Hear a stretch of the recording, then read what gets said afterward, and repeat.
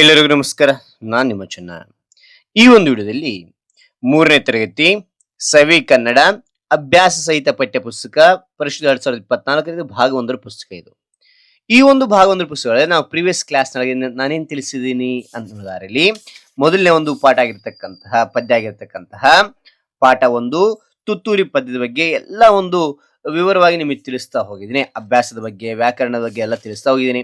ಹಾಗಾದ್ರೆ ಈ ಒಂದು ತರಗತಿಯಲ್ಲಿ ಏನ್ ತಿಳಿತಾ ಇದೀವಿ ಅಂದ್ರೆ ಪಾಠ 2 ನನ್ನ ಕನಸು. ಓಕೆನಾ? ನನ್ನ ಕನಸು ಯಾರು ರಚನೆ ಮಾಡಿದ್ರೆ ಇದು ಸಮಿತಿಯ ರಚನೆ ಅಷ್ಟೇ ಇದು. ಓಕೆನಾ? ಸಮಿತಿ ರಚನೆ ಮಾಡಿರ್ತಕ್ಕಂಥದ್ದು. ಹಾಗಾದ್ರೆ ನನ್ನ ಕನಸು ಅಂತ ಬರ್ತಕ್ಕಂತಹ ಎಲ್ಲ ಅಭ್ಯಾಸದ ಬಗ್ಗೆ ಒಂದೊಂದು ಮಾಹಿತಿ ನಿಮಗೆ ನೀಟಾಗಿ ತಿಳಿಸ್ತಾ, ವ್ಯಾಕರಣ ಮಾಹಿತಿ ನಿಮಗೆ ತಿಳಿಸ್ತಾ ಹೋಗ್ತೇನೆ. ಹಾಗಾದ್ರೆ ಈ ಒಂದು ಮಾಹಿತಿ ಅಂತಕ್ಕಂಥ ನಿಮಗೆ ಇಷ್ಟವಾಗಿದ್ರೆ ಒಂದು ಲೈಕ್ ಅನೇಕ ವಿಡಿಯೋ ತಿಳಿದು ಪ್ರೋತ್ಸಾಹ ತುಂಬ ಸಿಗುತ್ತೆ. ಇನ್ನೊಬ್ರು ಶೇರ್ ಮಾಡಿ ನೀವು ಸಾಧ್ಯ.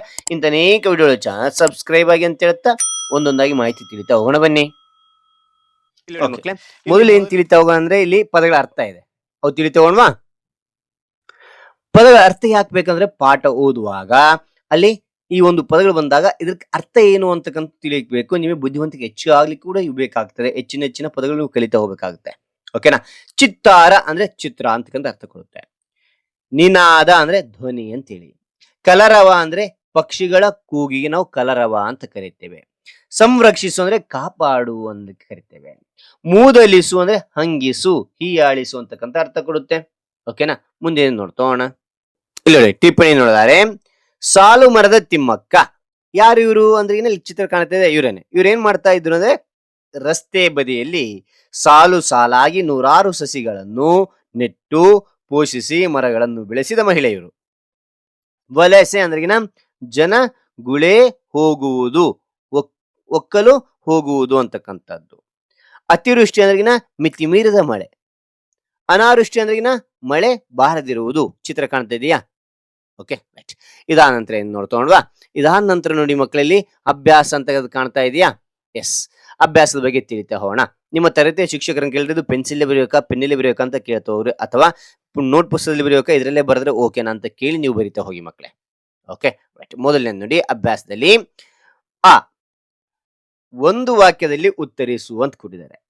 ಮೊದಲನೇ ಪ್ರಶ್ನೆ ನೋಡಿ, ಕಾಡಿಗೆ ಮರ ಕಡಿಯಲು ಬಂದವರು ಯಾರು ಅಂತ ಕೇಳಿದರೆ ಉತ್ತರ ಕಾಡಿಗೆ ಮರ ಕಡಿಯಲು ಬಂದವರು ಮಾನವ. ಮಾನವ ಬಂದ ಅಂತ ಹೇಳಿ. ಓಕೆ, ಮನುಷ್ಯ. ಎರಡನೇ ಪ್ರಶ್ನೆ, ಮಾನವ ಯಾರನ್ನು ಅಂಜುಬುರುಕ ಪ್ರಾಣಿ ಎಂದು ಹೇಳಿದನು? ಯಾವನ್ನು ಹೇಳಿದರೆ ಉತ್ತರ ಮಾನವ ಮೊಲವನ್ನು ಅಂಜುಬುರುಕ ಪ್ರಾಣಿ ಎಂದು ಹೇಳಿದನು. ನೋಡಿ ಮಕ್ಕಳೇ, ಇಲ್ಲಿ ನೋಡಿ ಸೇಮ್ ಇದೇ ರೀತಿಯಾಗಿರುತ್ತೆ. ಕಾಡಿಗೆ ಮರ ಕಡಿಯಲು ಬಂದವರು, ಇಷ್ಟು ನೆನ್ಪಿಟ್ರೆ ಸಾಕು. ಎರಡನೇ ನೋಡಿ, ಮಾನವ ಯಾರನ್ನು ಅಂಜುಬುರುಕ ಪ್ರಾಣಿ ಎಂದು ಹೇಳಿದನು ಅಂದ್ರೆ ಸೇಮ್ ಅದೇ ರೀತಿಯಾಗಿ ಬರೀತೀವಿ. ಮಾನವ ಇಲ್ಲಿ ಮೊಲವನ್ನು ಅಂತ ಬರ್ದುಬಿಟ್ಟು ಸಾಕು. ಅಂಜುಬುರುಕ ಪ್ರಾಣಿ ಎಂದು ಹೇಳಿದನು, ಸೇಮ್ ಅದೇ ರೀತಿಯಾಗಿ ಬರೀತಾ ಹೋಗೋದು. ಓಕೆ, ಮೂರನೇ ಪ್ರಶ್ನೆ ಇದೆ. ಕೋತಿ ಮಾನವನನ್ನು ಏನೆಂದು ಪ್ರಶ್ನಿಸಿತು ಅಂತ ಕೇಳಿದ್ದಾರೆ. ಓಕೆನಾ? ಉತ್ತರ ಸೇಮ್ ಅದೇ ರೀತಿಯಾಗಿ ಬರಿತಾ ಹೋಗಿ. ಪ್ರಶ್ನೆ ಯಾವ ರೀತಿ ಇದೆ ಅದೇ ರೀತಿಯಾಗಿ ಕೋತಿ ಮಾನವನನ್ನು, ಇದು ನೆನಪಿಡ್ತಾ ಹೋಗಿ. ನೀವು ಸುಂದರವೋ ಅಥವಾ ನಾವು ಸುಂದರವೋ ಎಂದು ಪ್ರಶ್ನಿಸಿತು ಅಂತಕ್ಕಂಥದ್ದು. ಓಕೆ, ಅಂತರಲ್ಲಿ ಅಂತಕ್ಕಂಥದ್ದು. ಈ ಪ್ರಶ್ನೆಗಳಿಗೆ 2-3 ವಾಕ್ಯಗಳಲ್ಲಿ ಉತ್ತರಿಸುವಂತಿದೆ. ಮೊದಲನೇ ಪ್ರಶ್ನೆ ನೋಡಿ ಮಕ್ಕಳೇ, ಮೊಲವು ಮಾನವನನ್ನು ಅವಿವೇಕಿ ಎಂದು ಹೇಳಿದ್ದು ಏಕೆ ಅಂತ ಕೇಳಿದರೆ. ಓಕೆನಾ? ಇಲ್ಲಿ ನೋಡ್ತೋಣ. ಉತ್ತರ ಅಂತ ಬರೀರಿ.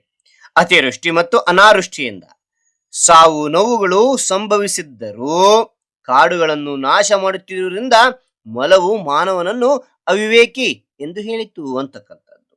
ಓಕೆ, ಎರಡನೇ ಪ್ರಶ್ನೆ, ರಾಜು ಕಂಡ ಕನಸೇನು? ರಾಜು ಏನ್ ಕನಸು ಕಂಡ ಅಂತಂದ್ರೆ ಉತ್ತರ ನೋಡಿ. ರಾಜು ಕನಸಿನಲ್ಲಿ ಕಾಡಿನ ಪ್ರಾಣಿಗಳೆಲ್ಲ ಸೇರಿ ಮರ ಕಡಿಯಲು ಬಂದ ಮನುಷ್ಯನ ಅಥವಾ ಮಾನವನ ಮನ ಪರಿವರ್ತನೆ ಮಾಡಿದ ಹಾಗೆ ರಾಜು ಕಂಡ ಕನಸಾಗಿದೆ ಅಂತಕ್ಕಂಥದ್ದು ನೋಡ್ಬೋದು. ಓಕೆ, ನಂತರ ಇಲ್ಲಿ 2 ಪ್ರಶ್ನೆ ಆಯ್ತು. ಇಲ್ಲಿ ಮೂರನೇ ಪ್ರಶ್ನೆ ನೋಡ್ತೋಣ. ಮೂರನೇ ಪ್ರಶ್ನೆ ನೋಡಿ, ಮಾನವನ ಸವಾಲಿಗೆ ಕಾಗೆಯ ಉತ್ತರವೇನು ಅಂತ ಕೇಳಿದೆ. ಉತ್ತರ ಗೀಜಗನ ಗೂಡು, ಜೇನುಗೂಡು, ಗೆದ್ದಲು ಹೂಳು ಕಟ್ಟುವ ಹುತ್ತಗಳು ಸುಂದರ ಮತ್ತು ಸುರಕ್ಷಿತ. ಪ್ರಕೃತಿಯನ್ನು ಹಾಳು ಮಾಡುವ ಮಾನವನ ಸಾಧನೆ ನಮ್ಮ ಸಾಧನೆ ಮುಂದೆ ಶೂನ್ಯ ಎಂದು ಉತ್ತರಿಸಿತು ಅಂತಕ್ಕಂಥದ್ದು ಇಲ್ಲಿ ಬರೀತಾ ಹೋಗಬೇಕಾಗುತ್ತೆ. ಓಕೆ, ಅದಾದ ನಂತರ ಈ ಅಂತ ಕೊಟ್ಟಿದ್ದಾರೆ. ಏನ್ ಕೊಟ್ಟಿದ್ದಾರೆ ಅಂತ ನೋಡೋದ್ರಲ್ಲಿ, ಈ ವಾಕ್ಯಗಳನ್ನು ಯಾರು ಯಾರಿಗೆ ಹೇಳಿದ್ರು ಬರೆ ಅಂತ ಕೇಳಿದ್ರೆ. ಓಕೆನಾ, ನೋಡ್ತೋಣ. ಮೊದಲನೇದು ಸಾಲು ಮರದ ತಿಮ್ಮಕ್ಕ. ಸಾಲು ಮರದ ತಿಮ್ಮಕ್ಕನನ್ನು ನೋಡಿ ಕಲಿ. ಸಾಲು ಮರದ ತಿಮ್ಮಕ್ಕನನ್ನು ನೋಡಿ ಕಲಿ. ಯಾರು ಹೇಳಿದ್ರಿ ಈ ಮಾತು ಅಂದ್ರಿನ? ಮರವು ಹೇಳಿತು. ಇಲ್ಲಿ ಫುಲ್ ಸ್ಟಾಪ್ ಇಡಿ. ಓಕೆನಾ, ಯಾರಿಗೆ ಹೇಳಿದ್ರು ಅಂದ್ರಿನ? ಮಾನವನಿಗೆ ಹೇಳಿತು ಅಂತಕ್ಕಂಥದ್ದು. ಓಕೆನಾ. ಎರಡನೇದು, ನಾವು ಪ್ರಾಣಿಗಳಿಂದ ಕಲಿಯೋದು ಬಹಳಷ್ಟಿದೆ. ನಾವು ಪ್ರಾಣಿಗಳಿಂದ ಕಲಿಯೋದು ಬಹಳಷ್ಟಿದೆ. ಯಾರು ಹೇಳಿದ್ರಿಗಿನ? ರಾಜುವಿನ ಅಮ್ಮ ಹೇಳಿದ್ರು ಅಂತಕ್ಕಂಥದ್ದು. ಯಾರಿಗೆ ಹೇಳಿದ್ರು ಅಂದ್ರಿಗಿನ? ರಾಜುವಿಗೆ ಹೇಳಿದ್ರು ಅಂತಕ್ಕಂಥದ್ದು. ಓಕೆನಾ ಮಕ್ಳೇ, ರೈಟ್. ಅದ ನಂತರಲ್ಲಿ ಈ ಅಂತ ಕೊಟ್ಟಿದ್ದಾನೆ. ಏನ್ ಕೊಟ್ಟಿದ್ದಾನೆ ಅಂತ ನೋಡಿದರೆ ಇಲ್ಲಿ ಆ ಪಟ್ಟಿಯಲ್ಲಿರುವ ಪ್ರಾಣಿ ಪಕ್ಷಿಗಳನ್ನು ಬಾ ಪಟ್ಟಿಯಲ್ಲಿನ ಅವುಗಳ ವಿಶೇಷತೆಗಳ ಜೊತೆ ಹೊಂದಿಸಿ ಬರೆ ಅಂತ ಕೇಳಿ. ಇಲ್ಲಿ ಪ್ರಾಣಿ ಪಕ್ಷಿ ಚಿತ್ರ ಕೊಟ್ಟಿದ್ದಾರೆ, ಅದರ ವಿಶೇಷತೆ ಇಲ್ಲಿ ಕೊಟ್ಟಿದ್ದಾರೆ. ಓಕೆನಾ, ಅದನ್ನು ಹೊಂದಿಸಿ ನಾವು ಬರಿಬೇಕಂತೆ. ಓಕೆನಾ, ರೈಟ್. ಆ ಪಟ್ಟಿ ನೋಡ್ತೋಣ. ಕೋಗಿಲೆ. ಕೋಗಿಲೆ ಹೆಂಗಿರ್ತದೆ ಅಂದ್ರೆಗಿನ? ಅದು ಇಂಪಾದ ಧ್ವನಿ ಇರ್ತದೆ. ಓಕೆನಾ, ಈ ರೀತಿ ಆದ್ರೂ ಹೊಂದಿಸಿ ಬರೀರಿ. ಅಥವಾ ಇಲ್ಲಿ 1 ನಂಬರ್ ಐತೆ, ಇದ್ರ ಮುಂದೆ 1 ನಂಬರ್ ಹಾಕ್ತಾ ಹೋಗಿ. ಇದಾದ್ರ ಹಾಕಿ, ಇದಾದ್ರ ಹಾಕಿ. ಓಕೆನಾ, ನಾನು 2 ಹಾಕಿದ್ರೆ ನೀವು ಯಾವ್ದಾರು ಒಂದನ್ನು ಮಾಡ್ತಾ ಹೋಗಿ ಮಕ್ಳೆ. ಜಿಂಕೆ. ಜಿಂಕೆ ಹೆಂಗಿರ್ತದೆ ಅಂದ್ರೆಗಿನ? ಎಸ್, ಇದು ಆಕರ್ಷವಾದ ಕಣ್ಣಿರ್ತವೆ, ಸುಂದರವಾದ ಕಣ್ಣಿರ್ತವೆ. ಈ ರೀತಿ ಆದ್ರೆ 2 ಅಂತ ಈ ರೀತಿ ಆದ್ರೂ ಹಾಕಿ. ಓಕೆ. ಆ ನಂತರ ನವಿಲ್ ಹೆಂಗಿರ್ತದೆ? ಆಕರ್ಷಕ ನಡಿಗೆ ಇರ್ತದೆ ಇದಕ್ಕ. ಓಕೆ, ಈ ರೀತಿ. Okay, right. ಅದಾದ ನಂತರ ಇಲ್ಲಿ ಕೊನೆಗೆ ಕೆಳಗೆ ಏನ್ ಕೊಟ್ಟಿದ್ದಾರೆ ನೋಡಿದರೆ, ಇಲ್ಲಿ ನೋಡಿ ಮಕ್ಳೆ, ವಿರುದ್ಧಾರ್ಥಕ ಪದ ಬರೆ ಅಂತಿದೆ. ಓಕೆನಾ. ಅಂಜುಬುರುಕ, ಇದಕ್ಕ ಧೈರ್ಯವಂತ ಅಂತಕ್ಕಂಥ ವಿರುದ್ಧಾರ್ಥ. ಮೊದಲು ಅಂದ್ರೆ ಕೊನೆ ಅಂತಕ್ಕಂಥದ್ದು. ಉಳಿವು ಅಂದ್ರಿನ? ಅಳಿವು ಅಂತಕ್ಕಂಥದ್ದು. ಅತಿವೃಷ್ಟಿ ಅಂದ್ರೇನ? ಅನಾವೃಷ್ಟಿ ಅಂತಕ್ಕಂಥದ್ದು. Okay, right. ಮುಂದೆ ನೋಡ್ತೋಣ. ಇಲ್ಲಿ ನೋಡಿ ಮಕ್ಳೆ, ಈಗ ಮುಂದಿನ ನೋಡಿದಾರೆ ಇಲ್ಲಿ ಕೊಟ್ಟಿದ್ದಾರೆ. ಏನ್ ಕೊಟ್ಟಿದ್ದಾರೆ? ಅಂತಕ್ಕಂಥದ್ದು ನೋಡಿದಾರೆ. ಚಿತ್ರ ನೋಡಿ ನಿನ್ನ ಅನಿಸಿಕೆ ಬರೆ.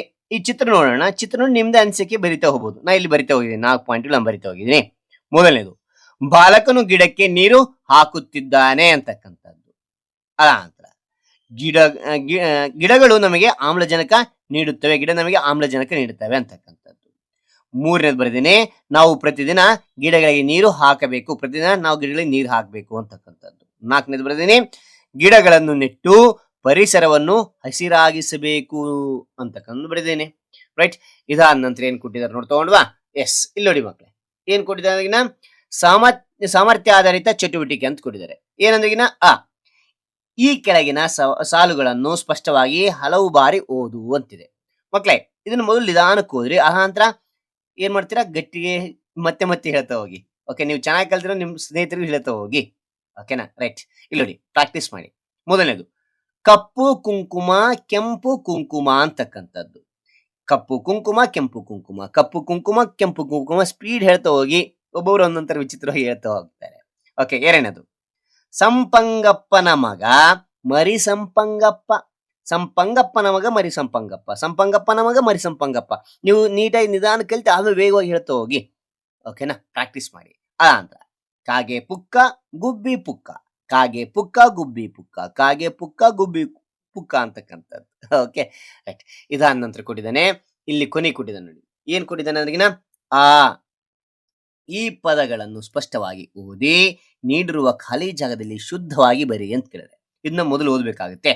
ಮುಗಿಲೆತ್ತರ, ಇಲ್ಲಿ ಓದಬೇಕು, ಇಲ್ಲಿ ಬರಿಬೇಕಾಗುತ್ತೆ. ಮುಗಿಲೆತ್ತರ ಅಂತಕ್ಕಂಥದ್ದು. ಪ್ರತಿಧ್ವನಿ, ಪ್ರತಿಧ್ವನಿ ಅಂತ ಎಂತ ಬರಿತಾ ಹೋಗಿ, ಪ್ರಾಕ್ಟೀಸ್ ಮಾಡ್ತಾ ಹೋಗಿ. ನಿಮಿರು, ನಿಮಿರು. ಭಯಮಿಶ್ರಿತ, ಭಯಮಿಶ್ರಿತ. ಅತಿವೃಷ್ಟಿ, ಅತಿವೃಷ್ಟಿ ಇಲ್ಲಿ ಬರಿತಾ ಹೋಗಿದ್ದೀನಿ. ಮನಃ ಪರಿವರ್ತನೆ. ಉತ್ಪಾದಿಸು, ತೋರ್ಪಡಿಸು. ಅನಾವೃಷ್ಟಿ, ಸೌಂದರ್ಯ ಅಂತಕ್ಕಂಥದ್ದು. ಈ ರೀತಿಯಾಗಿ ಬರೀತಾ ಹೋಗಿ. ಓಕೆ, ಮುಂದೆ ಏನ್ ನೋಡ್ತಗೊಂಡ್ವಾ? ನಿಮ್ಮ ತರಗತಿಯಲ್ಲಿ ಶಿಕ್ಷಕರು ಹೇಳ್ತಾ ಹೋಗ್ತಾರೆ. ಓಕೆ, ಏನಿದೆ ನೋಡ್ತಗೊಂಡ್ವಾ? ನಿನಗೆ ಗೊತ್ತಿರುವ ಕಥೆಗಳಲ್ಲಿ ಒಂದನ್ನು ಸರಿಯಾದ ಸ್ವರಭಾವ ಮತ್ತು ಅಭಿನಯದ ಮೂಲಕ ಗೆಳೆಯರಿಗೆ ಹೇಳುವಂತಕ್ಕಂಥದ್ದು. ಬಾಯಾರಿದ ಕಾಗೆ ಊಜಿಯಿಂದ ನೀರು ಕುಡಿದ ಕತೆ ಅಂತಕ್ಕಂಥದ್ದು. ಅನಂತರ ಎರಡನೇದು, ಕೈಗೆಟಕದ ದ್ರಾಕ್ಷಿಯನ್ನು ನರಿ ಹುಳಿ ಎಂದು ಬಿಟ್ಟು ಹೋದ ಕತೆ. ಅದ್ರ ಬಗ್ಗೆ. ಸಿಂಹವನ್ನು ಕಾಪಾಡಿದ ಇಲಿಯ ಕತೆ. ಇದ್ರ ಬಗ್ಗೆ ನೀವು ಇಲ್ಲಿ ಏನ್ ಮಾಡ್ತೀವಿ? ಸ್ವಭಾವ ಮತ್ತು ಸ್ವರದ ಭಾರ ಅಂದ್ರೆ ಧ್ವನಿ ಚೇಂಜ್ ಮಾಡ್ತಾ ಮತ್ತು ಅಭಿನಯ ಮಾಡ್ತಾ ತೋರಿಸೋಬೇಕು ನಿಮ್ಮ ತರಗತಿ ಶಿಕ್ಷಕರು ನಿಮಗೆ ತಿಳಿಸ್ತಾ ಹೋಗ್ತಾರೆ. ಅದಾದ ನಂತರ ಇಲ್ಲಿ ನೋಡಿ ಭಾಷಾ ಚಟುವಟಿಕೆ ಅಂತಿದೆ. ಕೊಟ್ಟಿರೋ ಪದಗಳನ್ನು ಓದಿ ಧ್ವನಿ ಮತ್ತು ಅರ್ಥ ವ್ಯತ್ಯಾಸ ಗಮನಿಸು ಅಂತಕ್ಕಂಥದ್ದು. ನೋಡಿ, ಅರಸು ಹರಸು, ಇದರಲ್ಲಿ ವ್ಯತ್ಯಾಸ ಆಗುತ್ತೆ. ಹ. ಎರಡನೇದು ಅಲ್ಲಿ ಹಲ್ಲಿ, ಹುಳಿ ಹುಳಿ. ನೋಡಿ ಎಷ್ಟು ವ್ಯತ್ಯಾಸ ಆಗ್ತಾ ಹೋಗ್ತದೆ, ರೈಟ್?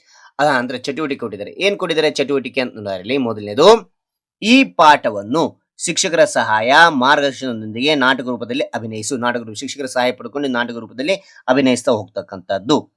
ವಿವಿಧ ಪ್ರಾಣಿ ಪಕ್ಷಿಗಳ ಧ್ವನಿಯನ್ನು ಅನುಕರಣೆ ಮಾಡುವುದನ್ನು ಕಲಿ. ವಿವಿಧ ಪ್ರಾಣಿ ಪಕ್ಷಿ ಹೆಂಗ ಹೇಳ್ತವೆ, ನೀವು ಅದ್ರ ಪ್ರಾಕ್ಟೀಸ್ ಮಾಡ್ತಾ ಹೋಗು. ನಿನಗೆ ತಿಳಿದಿರುವ ಪ್ರಾಣಿ ಪಕ್ಷಿಯ ಚಿತ್ರವನ್ನು ಈ ಕೆಳಗೆ ಕೊಟ್ಟಿರುವ ಜಾಗದಲ್ಲಿ ಅಂಟಿಸು. ಇಲ್ಲ ನಿಮ್ಮ ಮಕ್ಕಳು ಇಲ್ಲಿ ಜಾಗ ಕೊಟ್ಟಿದ್ದಾರೆ, ಓಕೆನಾ? ಇಲ್ಲಿ ಪ್ರಾಣಿಗಳ ಚಿತ್ರ ಅನಿಸ್ತಾ ಹೋಗಿ, ಇಲ್ಲಿ ಪಕ್ಷಿಗಳ ಚಿತ್ರ ಅನಿಸ್ತಾ ಹೋಗಿ. Okay, right. ಹಾಗಾದ್ರೆ ಈ ಎಲ್ಲ ಒಂದು ವಿವರಣೆ ಅಂತಕ್ಕಂಥ ನಿಮಗೆ ಇಷ್ಟವಾಗಿದ್ರೆ ಒಂದು ಲೈಕ್, ನಿಮ್ದು ಲೈಕ್ ಅನೇಕ ವಿಡಿಯೋ ಪ್ರೋತ್ಸಾಹ ತುಂಬಾ ಸಿಗುತ್ತೆ. ಇನ್ನೊಬ್ರು ವಿಷಯ ಸಾಧ್ಯ. ಇಂಥ ಅನೇಕ ವಿಡಿಯೋ ಚಾನಲ್ ಸಬ್ಸ್ಕ್ರೈಬ್ ಆಗಿ. ಮತ್ತೊಂದು ಹೊಸ ವಿಷಯದೊಂದಿಗೆ ಮತ್ತೊಂದು ಹೊಸ ವಿಡಿಯೋದಿಂದ ಭೇಟಿ ಆಗ್ತೇನೆ. Thank you for watching. ಅದೇ ರೀತಿಯಾಗಿ ನಿಮಗೆ ಯಾವ ಒಂದು ಪಾಠದ ಅಭ್ಯಾಸ ಬೇಕಂತೇಳಿ ಕಾನ್ಸ್ಟ್ಲಿ ಕಾಮೆಂಟ್ ಮಾಡಿ. Right, bye bye bye bye my claim.